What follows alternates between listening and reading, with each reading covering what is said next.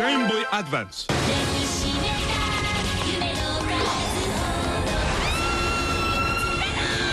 Wait a second, that's not the right song they're using. Wait.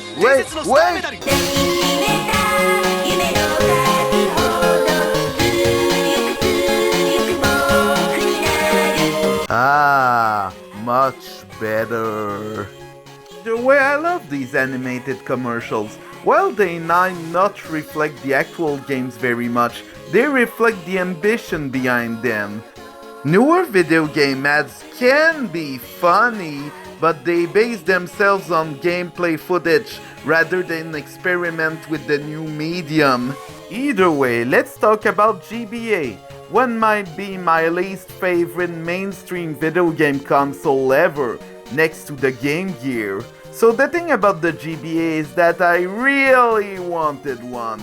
Like, when I got a GameCube in 2002, I expected a GBA with link cables, but then I later got one anyways with spiral seasons of ice, and I had more fun with Super Mario RPG and Sonic 3D Blast than this one. It's an isometric platformer with tons of CG sprites, with some shooter stages I did not particularly like. The software felt heavily uninspired to me and did not do anything exceptional with whatever Spyro was. I could appreciate it more as an adult, but I sold the game anyway, so whoops. Most of the GBA games I saw didn't particularly attract me neither. I had yet to develop my gaming tastes, so most GBA titles I bought were after the demise of the console. So I got Yoshi's Island, Super Mario Advance 3, but aside from that, there wasn't much that appealed to me.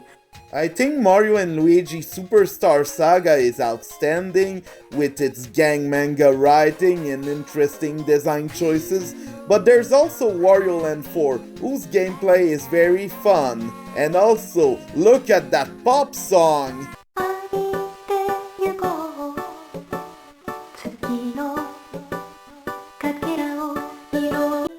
That's a whole pop song in a GBA cartridge! But honestly, the one thing I don't like are the escape sequences. I get easily lost in levels, and imposing a time limit just turns me off. That's also why I haven't bought Pizza Tower. There's also the dumpster fire known as the Pizza Tower fandom, who are mad because another indie game won at the Game Awards. Woohoo! I played the demo, and while I enjoyed the designs and the music, I ain't gonna buy the full game though. So my library of Game Boy Advance games wasn't ever expanding, mostly because my favorite feature of the console was its connectivity with the GameCube. There is nothing like you playing Sonic Adventure 2 Battle on GameCube to find Chao things.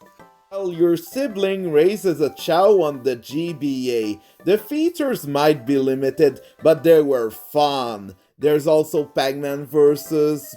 Zelda 4 Swords Adventures, and plenty of other cool games that use the GBA, so the console was more of an accessory to me rather than anything else. That is, until I bought my own games, starting with Kingdom Hearts, Chains of Memories. I know that's not a good start, but you know, I had the choice between this and Astro Boy.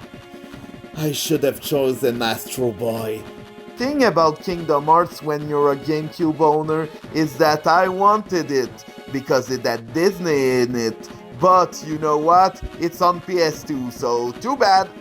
And the GameCube sales and the fact that Squaresoft hated Nintendo didn't help me either. Let's just say I was very desperate. So when I bought Chain of Memories and was met with some cool FMB, I got some cards. You have a deck of cards that you use instead of attacks, and it's manageable until a later point where I leveled up to the max and still could not beat the final boss. I was done! So I pretty much sold the game later. Was also done with Pokemon, mostly because all I saw in Ruby Sapphire were pretty graphics and double battles, so I did not care at all. It took me for until Pokemon Black and White to care about Pokemon again. Game Boy Advance. But the thing is that I like Sonic. There were some Sonic games on Game Boy Advance, but the one that stood out to me was Sonic Battle. Story is about Sonic and friends meeting a robot who has no memories, and that's it. They have to get the Chaos Emeralds, and that's as simple as the plot can get. Just like the battle system, which is oddly satisfying and interesting, but also very simple because GBA. But the thing about the story mode is that it's more about hanging out with Sonic's friends and discovering them, but the way everyone is written is outstanding, and let's just say that the ending broke my heart. It's very well done Sonic story, but it also has a ton of filler battles, which can be a bit tiring, but I don't care, I love it. Either way, another game that popped on the GBA that got my attention was Banjo-Kazooie Grunty's Revenge. Why? Because it's a Banjo-Kazooie game, but on GBA. There was a period of time where THQ would publish Microsoft titles as well as Sega titles on the GBA, so you know what? I can appreciate that. Either way, Grunty's Revenge plot is apparently set between the first and the second Banjo-Kazooie games, which honestly it makes sense, at least more than nuts and bolts. Either way, at the start of the game you have no Kazooie, so you must rescue her first, and that's kind of an interesting aspect I found, but also the worlds and the quests are very nice but just not that great.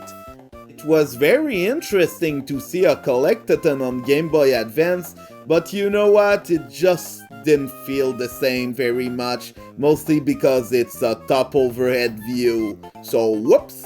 I think the game would have made more sense on the DS with its beautiful lush graphics, but you know what? Microsoft said no, so no! I still very much enjoyed the music and the characters, it's just that it's Diet Banjo-Kazooie. But it's still portable Banjo-Kazooie, so that's a good thing. But then I took the time to pre-order one of my favorite Zelda games to date, Zelda The Minish Cap, at the Zellers. Smells like Canadian people. Honestly, I love this game to bits. Every interaction, the old story, the graphics, oh my god, and the level design and the world design, oh, I love it! Sure, there is some backtracking and a lot of other garbage involving figurines, but you know what? I love this game to bits. And I still have my box copy! I still would love to see the genre be revisited sometimes, but I don't know if Nintendo is going to work with Capcom again. Please let this age badly. Please let this age badly. So that's pretty much all the GBA games I got during its lifetime. Yep, that's not a lot. But then the thing is that most other titles I got, just stuff I'd found out of the blue, such as Sigma Star Saga. More like Ligma Star Saga. Nintendo Power absolutely loved Shantae and wanted everyone to know about it. So I was like, yeah, that's interesting. Oh, apparently these developers also made an RPG shooter. More precisely, an RPG shoot 'em up, way back then. So I found the game at $5 along with Guitar Man Lives. Honestly, the game has a big JRPG story, complete with everything, but also every fight is a shoot 'em up segment, which is very interesting honestly. It reminds me of how fights in the early Tales of games felt more like fighting games rather than actual RPG fights. And honestly, all that feels charming in a way. I would really appreciate it if WayForward decided to remake this game or just re-release it, but Namco said no. But apparently they also said no to Beten Kaitos until last year. So, you know what? We might have a chance. We might! You know how I talked about Klonoa on the GBA? Well, yeah, the one I was talking about is only in Japan, but apparently there's a fan translation, which is a very good thing. But you know what? I only have on a physical copy Empire of Dreams, which is apparently the same timeline, but not really, and the thing about Klonoa is that it kinda can get confusing timeline-wise. As apparently Klonoa Heroes was an alternative universe, but you know what? I don't know, I'll let the Klonoa experts handle this. As for me, I kind of loved Empire of Dreams, but the thing is that the dual 2.5D elements from the Klonoa console games are missing here. You get a more simplified version using puzzles or something. I really enjoyed my time with the game, but the thing is that it didn't have the same impact as the console game, because it was on GBA. I think there could have been a way to fit in some voice acting or something. It's like the Banjo-Kazooie game has the same kind of voice acting. But at least they managed to fit in a whole song in the Klonoa Heroes spin-off. That right there is GBA history. Another game that I quite enjoyed was Golden Sun. Oh yes, the game with Isaac and the RPG-ness, and you know, there's a big fandom out there. I went to a Golden Sun panel and everyone was there. There were about 50 people. So the thing is that you use both the magic in combat and also to solve some puzzles with the gens, which you can apparently trade, I think? It's flashy, it's fast-paced, and feels both like a Game Boy Advance game and a PlayStation RPG, which is quite an impressive feat, dare I say. There is so much emotion, there is so much personality, and the animations are just wow.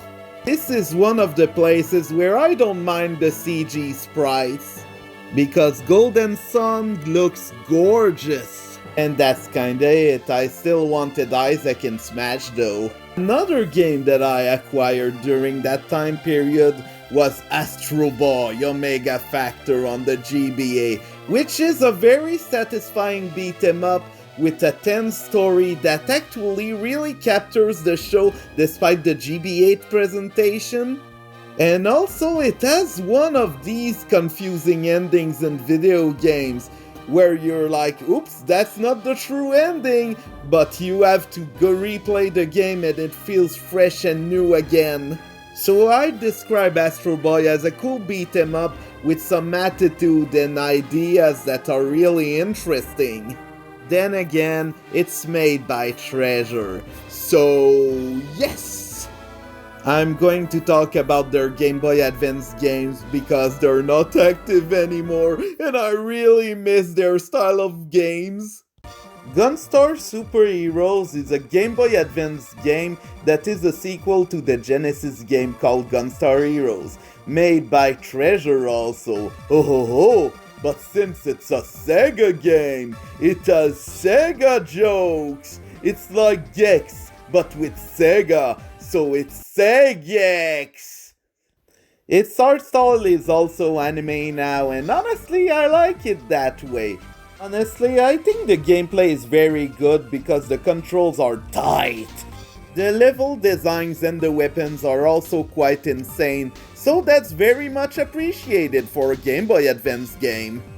I can also appreciate its theme song for what it is. We are the Gunstar Heroes! Wow! The Gunstar Superheroes! The Gunstar Heroes, wow, the Gunstar Heroes. That's Gunstar Heroes, that's Gunstar Heroes, that's the Gunstar Heroes, that's Gunstar Heroes, that's Gunstar Heroes, that's the Gunstar Heroes. Either way, while I might not have cared for Pokemon, Drill Dozer was a game I got for $8 at a GameStop because that was interesting idea using the L and the R buttons. Brown bricks? In Minecraft? So you're a kid who uses a drill to pierce the obstacles. It's just hard to play on GameCube because the L and R buttons are heavier than the ones on the actual GBA. Still, it's a fun game with a ton of interesting ideas, outstanding level designs, and a nice story. Hopefully this one gets re-released. Someday, I hope. By the way, did you know Lilo and Stitch had a Game Boy Advance game? There are Stitch portions, which are Metal Slug, where you shoot everything and it's hard. Then there are the Lilo portions, which are atmospheric platforming. You can slap the Lilo portions together and sell it as an indie game. Boom! It wins the Game Awards and I'll buy 15 copies of it. There are also some small FMVs for some reason, and they're like there. There's also a sequel, but the Stitch parts play more like Mega Man and less like, Metal Slug. So, huh? Wow, there's Crash on the Game Boy Advance. Very cool! But yeah, I wouldn't go ahead and say it's my favorite game on the Game Boy Advance. Like, there are a ton of 2D platformers on Game Boy Advance and barely any of them stand out. And I'm not talking about the games who decided that they should be Mario Kart. Yeah, that's the thing that annoys me about the Game Boy Advance library. The thing about the DS games is that even the ones I don't like pretty much experimented with the system, while with the Game Boy Advance it's like, whoa, generic platformer! Whoa, generic kart racer! There's also an insane amount of Super NES sports that were released on the console, and I was like, yeah, but I already got those games. Yet another reason why I don't like the Game Boy Advance very much. The thing about Super Bomberman R on the Nintendo Switch is that it revived my interest for Bomberman I had a long time ago. So I got Bomberman Tournament! Bomberman Tournament is a game heavily inspired by Zelda A Link to the Past. It has dungeons, multiple NPCs, power-ups, etc. But if you suck at Bomberman, there are multiple checkpoints, and the save system is very similar to Zelda. There are also Pokemon-like creatures that act like power-ups, which was a thing Bomberman tried to do at the time, and the game forces you to fight them, which isn't that great, but still a pretty fun game. Another title that I did not know existed until now was Columns Crown, which is an attempt by Sega to cutify its Columns franchise by giving it adorable character designs. It might be basic, but Columns Crown uses achievements in order to indicate your progress, which is very ahead of its time. If the game was ported to mobile with all of the mechanics, it would work pretty well. Another thing I did not expect is that I never tried Mario Party Advance. So it's a weird adventure game that uses board games aesthetics in order to complete quests. While the minigames aren't that fun, characters and the quests are very charming and interesting actually. I just have some problems with the way Mario Party Advance is structured, such as the limited amount of dice blocks that you have.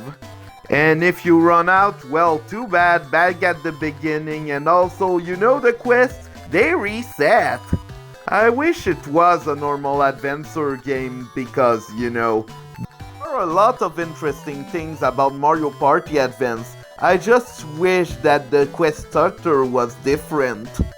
I want to see Hudson Soft take another shot at this. Even though apparently all of Hudson Soft's employees are now with Konami. Too bad. I could also talk about how Pet Samters 2 is kind of a visual novel, with some of the cutest arts I've seen in a while.